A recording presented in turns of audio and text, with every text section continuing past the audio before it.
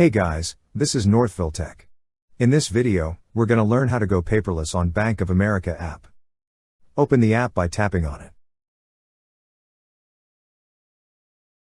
Now, log in with your user ID and password. Once you're logged in, you will see a menu option at the top left corner of the screen. Tap on Menu. Under Statements and Documents, you will see an option for Go Paperless. Tap on Go Paperless. On its right side, you will see two options which are Online and Mail and Online Only.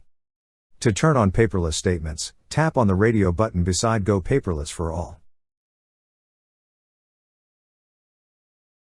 Then, tap on the Save button. Read and review the disclosure. After reading, click on the radio button to confirm that you give consent in receiving tax documents electronically. Then, click on I accept. And now, you will see message saying that your settings have been saved. That's how you go paperless on Bank of America app.